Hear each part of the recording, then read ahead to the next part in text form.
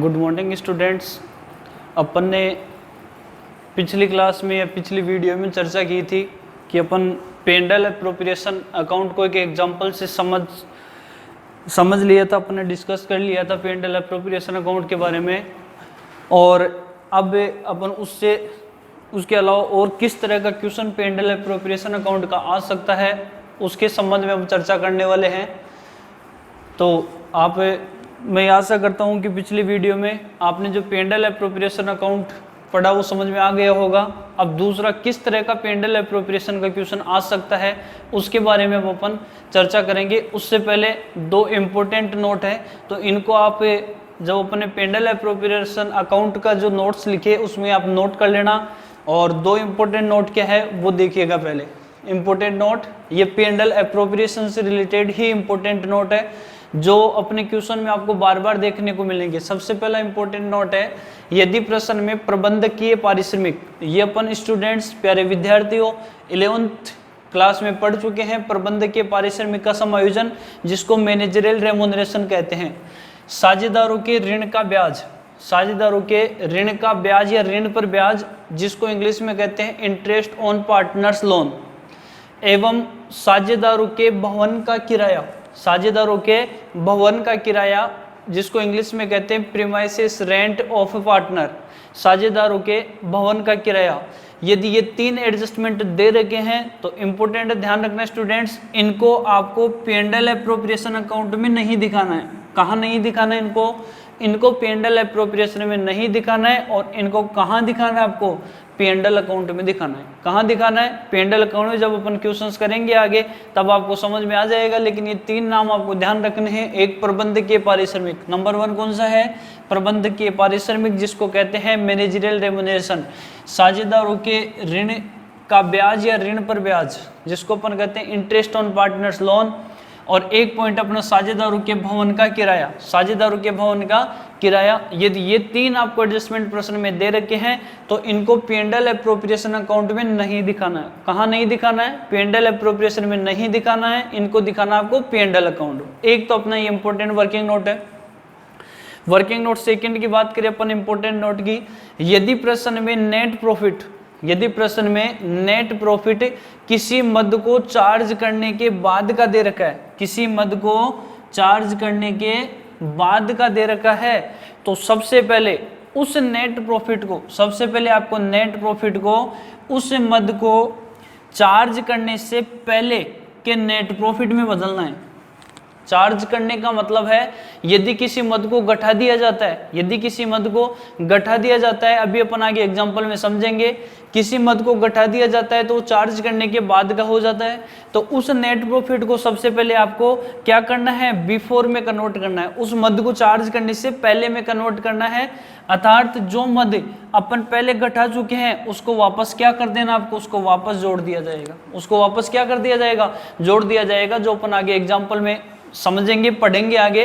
तो ये दो इंपॉर्टेंट नोट है, इनको आप नोट कर लीजिएगा। अब अपन आगे अपने एग्जाम्पल पे चलते हैं। आपको एग्जाम्पल सामने लिखा हुआ आपके एग्जाम्पल, और एग्जाम्पल में आपको दिख रहा होगा सामने एग्जाम्पल दे रखा है एक्स वाई तथा जेड एक फर्म में 3:2:1 में लाभ हानि बांटते हैं। रेशियो इनका दे रखा है 3:2:1। अब मैंने पार्टनर्स की संख्या बढ़ा दी है। यहाँ पर पहले एग्जांपल में अपन ने चर्चा की थी कि 2 ही पार्टनर थे। यहाँ पर पार्टनर कितने हैं? 3 है पार्टनर। कितने हैं? 3। एक का नाम है एक्स, दूसरा है वाई और तीसरा कौन है? जेड। इनका रेशियो दे रखा है लाभ हानि अनुपात 3:2:1, 3:2:1। अब रेशियो जब अपन कैलकुलेट करेंगे तो जैसे x की बात करेंगे, अपन किसकी बात करेंगे? x की। तो x का हिस्सा कितना हो गया? 3/6। x का हिस्सा कितना हो गया? 3/6। अंश में उसका अनुपात लेते हैं। अंश में क्या लेते हैं? उसका अनुपात। और हर में अनुपातों का योग। तो अनुपातों का योग कितना है? 6। तो 3/6 हो गया। यदि अपन y की बात करें तो y का हिस्सा हो गया 2/6। जो भी लाभ या हानि होगा उसमें हिस्सा कितना होगा? 2/6। और जेड की बात करें तो जेड का हिस्सा कितना है? 1/6। तो ये स्टूडेंट्स हिस्सा तो आपको आ गया होगा समझ में। अंश में अपन उस पार्टनर का अनुपात लेते हैं और हर में अनुपातों का क्या लेते हैं? योग। तो यदि अपन इसको रेशियो बनाना चाहें तो इनका रेशियो क्या हो गया? 3:2:1 हो गया। आ गया समझ में? क्लियर। अब अपन आगे बात कर रहे हैं इनकी पूंजी। एक्स ने कितना, क्रम से का मतलब होता है क्रम में, एक्स ने 1 लाख रुपए लगा रखा है, वाई ने 80,000 रुपए लगा रखा है, जेड ने 60,000 रुपए लगा रखे हैं। साझेदारी संलेख में पहला पॉइंट है कि पूंजी पर ब्याज कितना देना है 10%। पी ए का मतलब होता है पर एनम, वार्षिक दर से। आहरण पर ब्याज इनका दे रखा है 1,000 रुपए, 600 रुपए और 400 रुपए दे रखा है। फिर इसके बाद है एक्स को 2,000 रुपए पर मंथ, एक्स को 2,000 रुपए पर मंथ वेतन दिया जाएगा, सैलरी दी जाएगी। फिर आगे दे रखा है वाई को विक्रय का 5% कमीशन दिया जाता है। क्या दिया जाता है? विक्रय का 5% कमीशन। और फर्म की बिक्री आपको दे रखी है 4 लाख रुपए। जेड को 8,000 रुपए अर्धवर्ष, इंपोर्टेंट पॉइंट है यहाँ पे। अर्धवर्ष का मतलब क्या होता है? एक वर्ष में 2 अर्धवर्ष होते हैं। अर्धवर्ष का मतलब होता है 6 महीने की अवधि को अर्धवर्ष कहते हैं अपन। तो अर्धवर्ष कितने होते हैं? 2। जेड को 8,000 रुपए अर्धवर्ष के आधार पर क्या दिया जाता है? बोनस दिया जाता है।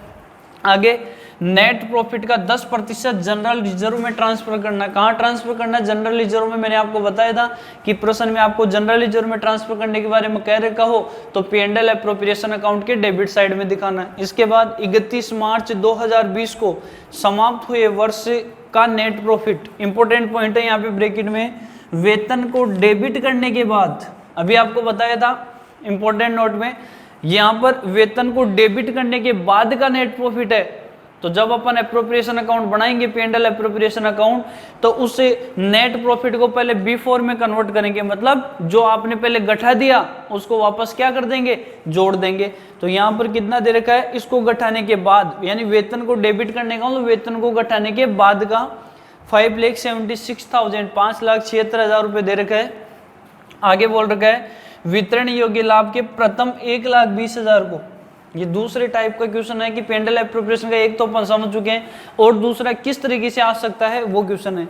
वितरण योग्य लाभ का मतलब है कि सारे समायोजन कर लेने के बाद, सारे समायोजन कर लेने के बाद जो लाभ बचेगा, जिसको पार्टनर्स में डिस्ट्रीब्यूट करना है, जिसको पार्टनर्स में क्या करना है? डिस्ट्रीब्यूट करना है, वो होगा वितरण योग्य लाभ। उसके प्रथम 1,20,000 को तो इक्वल बांटना है। कैसे बांटना है? इक्वल, तीनों में बराबर बांटना है, तथा शेष लाभ को लाभ हानि अनुपात में बांटना है। P&L एप्रोप्रिएशन अकाउंट बनाइए। इंपॉर्टेंट क्वेश्चन है स्टूडेंट्स, प्यारे विद्यार्थियों, आपको समझना है इसको।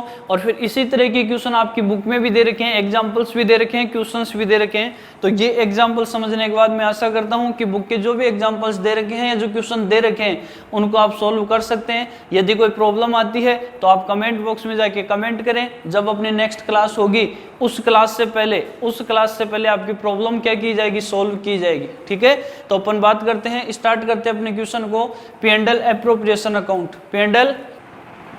तो स्टूडेंट्स ये तो अपना क्वेश्चन दे रखा था, अब इससे अपन को बनाना है P&L एप्रोप्रिएशन अकाउंट। तो इसको समझिएगा अच्छे तरीके से, क्योंकि इस तरह का क्वेश्चन जो है वो आपके एग्जाम में 4 मार्क्स का आ चुका है। तो इस तरह का क्वेश्चन आगे भी आपके बोर्ड एग्जाम में आ सकता है, इसलिए इस तरह का क्वेश्चन जो है वो इंपॉर्टेंट है, इसको समझना हर एक पॉइंट को।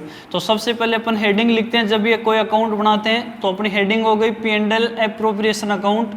फिर लिखेंगे for the year ending, for the year ending. और अपन को पता है कि कौन सी डेट को बना रहे हैं, इसके आपको डेट अभी दे ही रखी थी आपको 31 मार्च 2020। तो आपको लिखना है फॉर द ईयर एंडिंग 31 मार्च 2020। फिर अपन अकाउंट का फॉर्मेट बनाएंगे। अकाउंट के फॉर्मेट में 4 कॉलम बनाएंगे अपन। पहला कॉलम होगा अपना डेबिट साइड का पर्टिकुलर्स, फिर अमाउंट, फिर इसके बाद पर्टिकुलर्स और फिर अमाउंट का कॉलम। तो 2 कॉलम तो होते हैं अपने डेबिट साइड के और 2 कॉलम क्रेडिट साइड के। यहाँ पे अपन लिखेंगे पर्टिकुलर्स, यहाँ पे अमाउंट आ जाएगा, फिर यहाँ पे पर्टिकुलर्स और फिर यहाँ पे आ जाएगा अमाउंट। इस तरह से सबसे पहले आपको फॉर्मेट बनाना है, डेबिट क्रेडिट भी लिखना है, पर्टिकुलर्स अमाउंट भी लिखना है। अब जब अपन क्वेश्चन स्टार्ट करते हैं तो सबसे पहले अपना क्वेश्चन स्टार्ट होता है प्यारे विद्यार्थियों नेट प्रॉफिट या नेट लॉस से। तो आपको इस क्वेश्चन में नेट प्रॉफिट दे रखा है, लेकिन मैंने अभी आपको एक पॉइंट बताया था कि यदि प्रश्न में नेट प्रॉफिट किसी मद को चार्ज करने के बाद का दे रखा है, चार्ज करने का मतलब आप उसको घटा चुके हैं पहले, तो सबसे पहले आपको क्या करना है, जो नेट प्रॉफिट है उस नेट प्रॉफिट को उस मद को चार्ज करने से पहले में बदलना है। मतलब कहने का मतलब यह है कि जो आपने घटा दिया उसको वापस आपको जोड़ देना है, और फिर जैसे अपन नॉर्मली क्वेश्चन सॉल्व करते हैं वैसे ही आपको क्वेश्चन सॉल्व करना है। तो यहाँ पर दे रखा है 31 मार्च 2020 को समाप्त हुए वर्ष का नेट प्रॉफिट, लेकिन किसको डेबिट करने के बाद है? वेतन। और वेतन किसको दिया गया? यहाँ पे वेतन दिया गया एक्स को।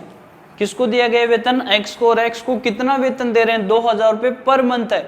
तो 12 से यदि मल्टीप्लाई कर देंगे तो टोटल इसका जो वार्षिक वेतन है वो 24,000 हो जाएगा। तो इस नेट प्रॉफिट में आपको उस सैलरी को वापस जोड़ना है। सैलरी को वापस क्या करना है? जोड़ना है। क्योंकि इसलिए जोड़ना है क्योंकि वेतन को पहले आप क्या कर चुके हो? डेबिट कर चुके हो, घटा चुके हो। तो सबसे पहले आपको उस नेट प्रॉफिट को उस मद को चार्ज करने से पहले में बदलना है, और पहले में बदलने का मतलब जो आपने घटा दिया उसको वापस जोड़ देंगे। तो यहाँ पे लिखेंगे सबसे पहले बाई नेट प्रॉफिट, और बाई नेट प्रॉफिट 5,76,000 तो दे ही रखा है, साथ में आपको इसमें जोड़ देना वापस सैलरी। क्यों? क्योंकि सैलरी पहले अपन क्या कर चुके हैं? डेबिट कर चुके हैं। डेबिट का मतलब घटा चुके हैं, लेकिन उसको वापस क्या करना है? ऐड करना है। तो सैलरी कितनी घटा चुके हैं अपन? 24,000। कितने घटा चुके हैं? 24,000। इसका टोटल कर दिया जाए तो इसका टोटल हो जाएगा 6 लाख रुपए। कितना हो जाएगा टोटल स्टूडेंट्स? 6 लाख रुपए टोटल हो जाएगा इसका। अब आगे अपन पॉइंट टू पॉइंट चलते हैं और क्वेश्चन को सोल्व करते जाएंगे। सबसे पहला पॉइंट साइजरेशन लेख का दे रखा आपको पूंजी पर ब्याज कितना परसेंट देना है? 10%। कितना परसेंट देना है? 10%। पूंजी पर ब्याज कौन देगा? पूंजी पर ब्याज प्यारे विद्यार्थियों, पूंजी पर ब्याज फर्म देगी पार्टनर्स को। कौन देगा? फर्म देगी पार्टनर्स को। तो फर्म के लिए क्या हुआ? एक्सपेंसेज। और एक्सपेंसेज को मैंने आपको बताया था किस साइड दिखाते हैं अपन? डेबिट साइड में। तो सबसे पहले लिखेंगे to interest on capital. To interest on capital. अब यहाँ पर एक्स ने कैपिटल लगा रखी है 1 लाख रुपए, वाई ने कैपिटल लगा रखी है 80,000 रुपए, और जेड ने कैपिटल लगा रखी है 60,000 रुपए। इसका कितना परसेंट दिया जाएगा? 10% दिया जाएगा।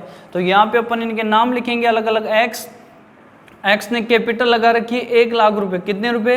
1 लाख रुपए का 10%, और 1 लाख रुपए के 10% की बात करें तो 10,000 रुपये हो जाएगा। कितना हो जाएगा स्टूडेंट्स? 10,000 रुपये। वाई की बात करें तो वाई ने पैसा लगा रखा है, पूंजी लगा रखी है 80,000, और 80,000 का भी कितना परसेंट? 10%। तो बात करें कितना हो गया? 8,000 रुपये। कितना हो गया? 8,000। जेड की बात करें, जेड ने पैसा लगा रखा है 60,000 रुपये, और 60,000 का कितना परसेंट? 10%। तो कितना हो गया? 6,000 रुपये। इतना जो है, इतना पूंजी पर ब्याज वो फर्म पार्टनर्स को पेमेंट करेगी, इसलिए अपन इसको डेबिट साइड में दिखा रहे हैं, क्योंकि ये फर्म के लिए क्या हो गया? एक तरह से एक्सपेंसेस। इसका टोटल करें तो टोटल हो जाएगा 24,000। कितना हो जाएगा टोटल? 24,000 रुपये। आ गया होगा समझ में। दूसरा पॉइंट, आहरण पर ब्याज क्रम से आपको डायरेक्ट ही दे रखा है कैलकुलेट करके, आगे अपन कैलकुलेट करना भी सीखेंगे। इंपॉर्टेंट पॉइंट अपना आहरण पर ब्याज की गणना करना, जो अपना नेक्स्ट वीडियो आएगा उसमें अपन पढ़ेंगे। आहरण पर ब्याज यहाँ डायरेक्ट दे रखा है, एक्स का 1,000, वाई का 600 रुपये और जेड का 400 रुपये। अब ये आहरण पर ब्याज जो है वो फर्म के लिए इनकम है। प्यारे विद्यार्थियों, फर्म के लिए क्या है? इनकम है। इनकम कैसे हुआ? क्योंकि पार्टनर ने अपने निजी उपयोग के लिए पैसा निकाला। किसने निकाला पैसा? पार्टनर ने। अब पार्टनर ने जब पैसा यूज में लिया है तो पार्टनर जो है वो फर्म को ब्याज देगा। किसके ऊपर? आहरण के ऊपर। इसलिए आहरण पर ब्याज जो है वो फर्म के लिए इनकम होगा। तो उसे अपन पेंडल एप्रोप्रिएशन की CR साइड में दिखाएंगे। यहाँ लिखेंगे by interest on drawings. Interest on drawings, आहरण पर ब्याज। और आहरण पर ब्याज तीनों का दे रखा है, तो तीनों के नाम लिख लेंगे पहले। वर्टिकल एक्स, वाई और जेड। एक्स का 1,000 रुपये है ब्याज, वाई से प्राप्त होगा 600 रुपये, और जेड से प्राप्त होगा 400 रुपये। इसका टोटल कर दें तो टोटल हो जाएगा 2,000 रुपये। कितना हो जाएगा? 2,000 रुपये। आ गया होगा समझ में आपके विद्यार्थियों। आगे नेक्स्ट पॉइंट है, एक्स को 2,000 रुपये पर मंथ वेतन दिया जाता है। कौन देगा वेतन? फर्म देगी। किसको देगी? एक्स को। तो एक्स को फर्म देगी तो वो फर्म के लिए एक्सपेंसेस हो गया, वही किस साइड दिखाना है? डेबिट साइड में। अब सभी को नहीं मिल रहा है तो केवल उसी का नाम ही लिख देंगे डायरेक्ट। तो यहाँ पर आ जाएगा 2x सैलरी। 2x सैलरी 2,000 रुपये पर मंथ है, तो 12 से गुणा कर देंगे क्योंकि वार्षिक लेना है यहाँ पर आपको वेतन। तो कितना हो जाएगा? 24,000 रुपये आपका सैलरी हो जाएगा जो फर्म किसको देगी, एक्स को देगी, इसलिए डेबिट में दिखा दिया। आगे होगा समझ में। आगे नेक्स्ट पॉइंट बात करें, वाई को विक्रय का 5% कमीशन दिया जाता है। कितना प्रतिशत दिया जाता है? 5% कमीशन दिया जाता है। और फर्म की जो बिक्री दे रखी है वो कितनी दे रखी है? 4 लाख रुपए, क्योंकि विक्रय के ऊपर क्या दिया जाता है? कमीशन दिया जाता है। अब फर्म ने क्या कर रखा होगा? फर्म ने माल बेचने के लिए इस वाई को अपॉइंट कर रखा होगा, तो ये क्या लेगा? इस कार्य के बदले कमीशन लेगा। अब फर्म किसको देगी कमीशन? वाई को देगी। तो फर्म के लिए एक्सपेंसेस है, किस साइड दिखाना है? डेबिट साइड दिखाना है। केवल वाई को ही मिलेगा तो उसका डायरेक्ट नाम लिख देंगे to Y's commission, to Y's commission. और कितना देना है? 5% देना है। कितनी सेल्स का? 4 लाख रुपए का। तो 4 लाख की सेल्स का 5% लेना। 4 लाख रुपए की सेल्स का कितना लेना है? 5% लेना है। तो 5% की बात करें तो ये 20,000 रुपये हो जाएगा। कितना हो जाएगा स्टूडेंट्स? 20,000 रुपये। 4 लाख का 5% कितना हो गया? 20,000 रुपये हो जाएगा। अब अपन आगे बात करें, नेक्स्ट पॉइंट पे चलते हैं अपने। नेक्स्ट पॉइंट है यहाँ पर जेड को 8,000 रुपये अर्धवर्ष। अर्धवर्ष का मतलब होता है 6 महीने की जो अवधि होती है उसको अर्धवर्ष कहते हैं, हाफ ईयर कहते हैं। क्या कहते हैं? हाफ ईयर, अर्धवर्ष कहते हैं। जेड को 8,000 रुपये अर्धवर्ष के आधार पर क्या दिया जाएगा? उसे बोनस दिया जाएगा। क्या दिया जाएगा? बोनस। तो यहाँ पर अपन पूरे 12 महीने का लेते हैं तो इसका अर्धवर्ष का है ये, तो अपन इसको पूरे वर्ष में बदलेंगे तो इसका डबल कर देंगे, मतलब पूरे वर्ष का हो जाएगा 16,000 रुपये। क्या दिया जाएगा? बोनस। कौन देगा? फर्म देगी उस पार्टनर को। फर्म किसको देगी? उस पार्टनर को। उस पार्टनर का मतलब जेड को देगी, तो वही फर्म के लिए एक्सपेंसेस है, इसलिए उसको डेबिट साइड में दिखा देंगे। तो यहाँ लिखेंगे to Z bonus, to Z bonus. और जेड के बोनस की बात करें तो 8,000 रुपये अर्धवर्ष का है, मतलब 6 महीने का है, तो पूरे साल भर का करने के लिए 2 से गुणा कर देंगे, मतलब उसको 16,000 रुपये दिया जाएगा। क्या दिया जाएगा? 16,000 रुपये दिया जाएगा। आगे हो गए स्टूडेंट समझ में। आगे नेक्स्ट पॉइंट की बात करें, नेट प्रॉफिट का 10% जनरल रिजर्व में ट्रांसफर करना है। मैंने आपको बताया था कि अपन 11th क्लास में पढ़ा था प्यारे विद्यार्थियों, प्रोविजन जो बनाया जाता है वो बनाया जाता है P&L अकाउंट से, और यदि रिजर्व बनाया जाता है तो रिजर्व बनाया जाता है P&L एप्रोप्रिएशन अकाउंट से। कौन से अकाउंट से? P&L एप्रोप्रिएशन अकाउंट से। रिजर्व में जो पैसा ट्रांसफर कर रहे हैं वो किसी को पेमेंट नहीं कर रहे हैं, वो जो पैसा है वो फर्म के पास ही रिजर्व में पड़ा है। वो भविष्य में कोई भी यदि अपनी घटना घटित होती है या और किसी भी उद्देश्य से अपन फर्म क्या करती है? अपने पास ही रखती है। तो रिजर्व का कितना % ट्रांसफर करना है? 10%। तो उसे डेबिट साइड में दिखा देंगे। तो यहाँ लिखेंगे to transfer to general reserve, to transfer to general reserve. General reserve में ट्रांसफर करना है। और नेट प्रॉफिट का कितना करना है? 10%। तो यहाँ पर आपको नेट प्रॉफिट अब 5,76,000 नहीं मानना है, आपको नेट प्रॉफिट टोटल ही लेना है। कितना? 6 लाख रुपए। तो 6 लाख रुपए का कितना % ट्रांसफर करना है? 10%। तो 6 लाख का 10% कितना हो जाएगा? 60,000 रुपये हो जाएगा। आगे होगा स्टूडेंट्स आपके समझ में। आगे नेक्स्ट पॉइंट है अपना, ये नेट प्रॉफिट का दे रखा जो अपन ने दिखाई दिया। अब अपन का सारे एडजस्टमेंट हो चुके हैं। अब अपन इस अकाउंट का जो डिफरेंस है वो या तो प्रॉफिट होगा या फिर क्या होगा? लॉस होगा। और जो भी प्रॉफिट या लॉस है उसके वितरण के संबंध में आपको पॉइंट नंबर 8 दे रखा है। कौन सा पॉइंट दे रखा है? 8। वितरण योग्य लाभ के प्रथम 1,20,000 को तो कैसे बांटना है? आपको बराबर बांटना है, यानी तीनों में बराबर इक्वल डिस्ट्रीब्यूट कर देंगे। और शेष लाभ जो बच गया उस शेष लाभ को लाभ हानि अनुपात में बांटना है। कैसे बांटना है? लाभ हानि अनुपात। और इनका लाभ हानि अनुपात अभी दे ही रखा है 3:2:1, यानी x के हिस्से की बात करें तो x का हिस्सा कितना होगा? 3/6, y का हिस्सा होगा 2/6 और z का हिस्सा होगा 1/6। तो जो शेष बचेगा उसको इस रेशियो में बांटना है। तो इस अकाउंट का अपन देखें सारे एडजस्टमेंट हो गए कंप्लीट। अब अपन प्रॉफिट लॉस की गणना करें तो इसके CR पक्ष का योग ज्यादा आ रहा है। किस पक्ष का योग ज्यादा आ रहा है प्यारे विद्यार्थियों? इस अकाउंट के यदि अपन डिफरेंस को देखते हैं तो इसके CR पक्ष का योग ज्यादा आ रहा है। कौन से पक्ष का? CR पक्ष का। और CR पक्ष की यदि अपन बात करें तो CR पक्ष का योग आ रहा है 6,02,000 रुपये। कितना आ रहा है योग? 6,02,000 रुपये। डेबिट पक्ष की यदि अपन बात करें तो डेबिट का टोटल करते हैं अपन, तो 24 और 24 कितने हो गए? 48। 48 और 20 हो गए 68,000। 68 और 16 कितने हो गए?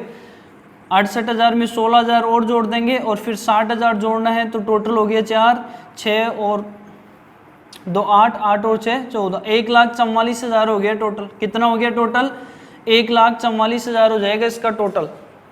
अब क्रेडिट साइड का जो योग है वो तो हो गया 6,02,000 रुपये। कितना हो गया? 6,02,000 रुपये। एक बार और टोटल कर लेना, हो सकता है आपके कई बार क्या होता है कि आप क्वेश्चन पूरा सही कर देते हैं लेकिन जब आप टोटल करते हैं उस समय गलती कर देते हैं, तो एक बार और टोटल कर लेना आपको, तो उससे क्या होगा आपका वेरीफाई हो जाएगा क्वेश्चन। तो यहाँ पर अपना हो जाएगा टोटल 4 और 4 8, 8 और 6 14, 1 बच गया, 6 और 1 7, 7 और 1 8, 8 और 2 10, 10 और 2 12, 12 और 2 14, यानी टोटल हो गया डेबिट का 1,44,000, 1,44,000 रुपये।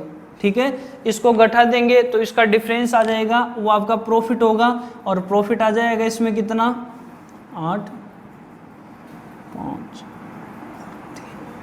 आपका डिफरेंस आ गया 3,58,000 रुपये। कितना आ गया डिफरेंस? 3,58,000 रुपये आपका डिफरेंस आ गया।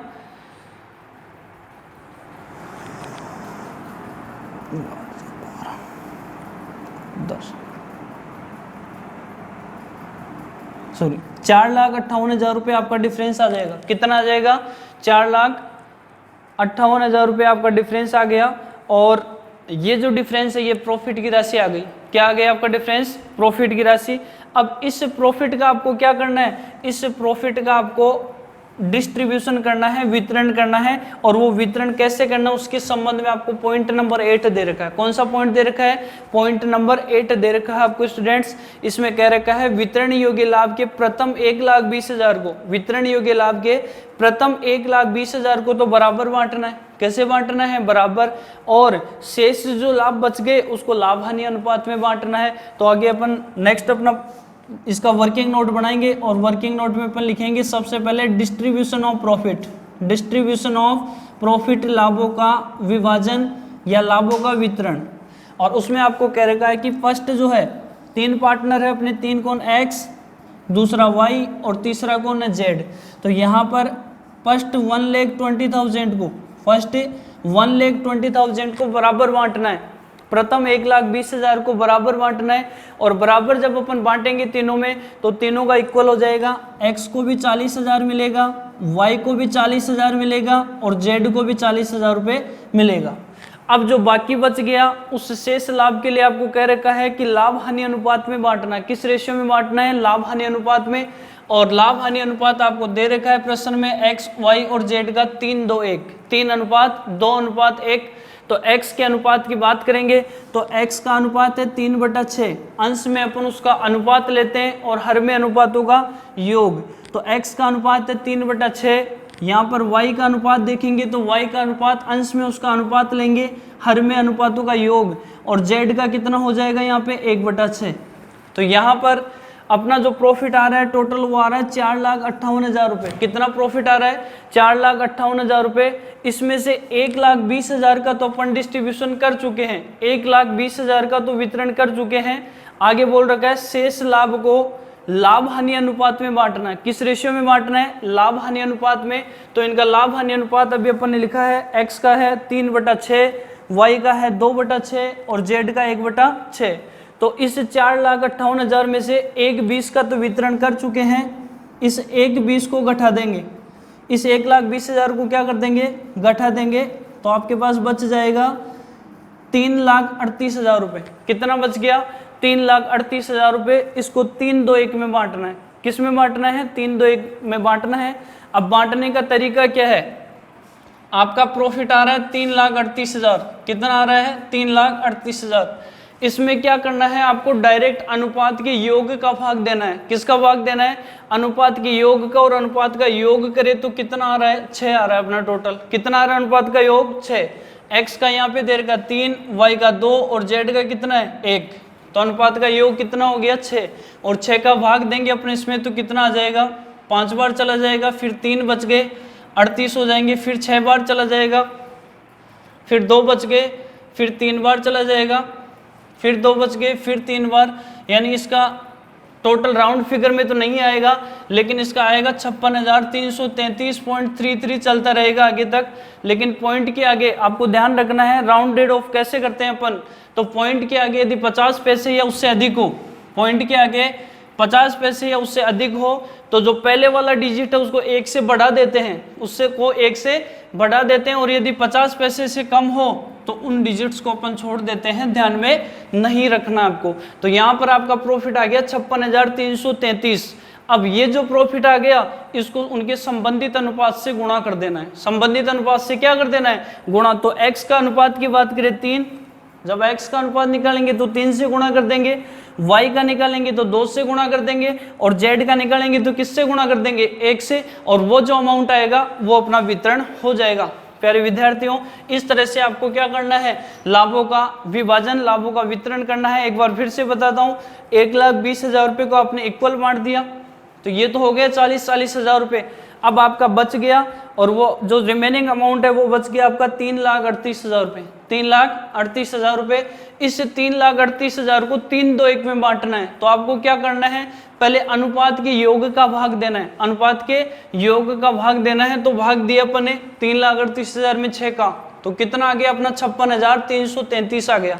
इसके आगे पॉइंट के आगे भी चल रहा है, तो उस पॉइंट के आगे आपको ध्यान रखना, राउंडेड ऑफ करने के लिए यदि पॉइंट के आगे 50 पैसे या उससे अधिक है तो उसको 1 रुपये से बढ़ा देना है, और यदि 50 पैसे से कम है तो वो पॉइंट के आगे जो संख्या दे रही है उसको हटा देंगे। अब ये आ गया अपना 56,333। इसको यदि अपन इनके संबंधित अनुपात से गुणा कर देंगे तो ये अपना अमाउंट आ जाएगा। तो बैलेंस अपना बच गया 3,38,000 रुपये। 3,38,000 रुपये। इसको 3 से गुणा कर देंगे पहले को, तो इसको गुणा करेंगे पहले वाले को, तो ये आ जाएगा अपना 9,9,9। 6 को 3 से गुणा करेंगे तो 18 आ जाएगा। 1 बच गया, 15 और 1 16, यानी 1,68,999 रुपये हो गए। इसके बाद दूसरे का कैलकुलेट करें तो दूसरे का आ जाएगा अपना कितना? 6 6 6। इसके बाद 6 को 2 से गुणा करेंगे तो 12 आ जाएगा, और 5 को 2 से गुणा करेंगे तो 10, और 1 11 हो जाएगा। इसके बाद इसका एज इट इज आ ही जाएगा 56,333। अब यदि अपन स्टूडेंट्स इसका टोटल करते हैं तो टोटल इस 3,38,000 के बराबर नहीं आएगा, क्योंकि पॉइंट के आगे भी संख्या आ रही थी। तो यहाँ पर आपको करना क्या है कि यहाँ पर ये जो 1,68,999 है, इसको आप 1 रुपये यदि इसमें बढ़ा देते हैं तो 1,69,000 रुपये हो जाएगा। कितना हो जाएगा? 1,69,000 रुपये हो जाएगा। और इसमें भी 1 रुपया अपन को बढ़ाना पड़ेगा, तो यहाँ पर या तो इसके या फिर इसके, तो यहाँ पर यदि अपन 1 रुपया बढ़ा देते हैं तो ये हो जाएगा 1,12,667। अब यदि इन तीनों का टोटल करें तो टोटल आपका 3,38,000 आ जाएगा। कितना आ जाएगा? 3,38,000। देखो 3 और 7 10, 0 1 बच गया, 3 और 6 9, 9 और 1 10, फिर 1 बच गया, फिर 6 और 3 9 और 1 10, फिर 1 बच गया, 6 और 1 7, 7 और 2 9, 9 और 9 18, फिर 1 बच गया। इसके बाद इसका टोटल करें तो ये हो गया 5 और 1 6, 6 और 1 7, 7 और 6 13, फिर 1 बच गया, 1 और 1 2, 2 और 1 3, 3,38,000। अब इसका टोटल कर देंगे, ये इनके लाभों का विभाजन हो गया। इसका टोटल करें तो ये हो गया 0 0 0 9, 6 और 4 10, 2,09,000, 2,09,000। इसका टोटल करें तो ये हो जाएगा 7 6 6 2 1 5, 1,52,667। इसका टोटल करें तो इसका टोटल हो जाएगा 96,333, 96,333। ये जो डिस्ट्रीब्यूशन हो गया इसको अपन अकाउंट में दिखा देंगे। कहाँ दिखा देंगे? इसको अकाउंट में दिखा देंगे स्टूडेंट्स। और अकाउंट में मैंने आपको बताया था कि अकाउंट में दिखाने के लिए अपन को क्या करना है? अकाउंट में दिखाने के लिए या तो कैपिटल अकाउंट में ट्रांसफर होगा या करंट में, लेकिन स्पष्ट सूचना नहीं हो तो आपको कैपिटल में ट्रांसफर कर देना है। तो इस साइड का योग ज्यादा हो गया, इधर दिखाना है, तो यहाँ क्या लिखेंगे? 2 partners capital account X Y और जेड। एक्स का टोटल, तो एक्स का प्रॉफिट में हिस्सा होगा 2,09,000 रुपये, 2,09,000 रुपये। वाई का हिस्सा होगा 1,52,667 रुपये, और जेड का हिस्सा होगा 96,333 रुपये। और इसका टोटल कर देंगे अपन, तो टोटल अपना हो जाएगा 4,58,000 रुपये। टोटल कितना हो जाएगा? 4,58,000। और इसका टोटल कर देंगे तो टोटल आपका आ जाएगा 6,02,000 रुपये।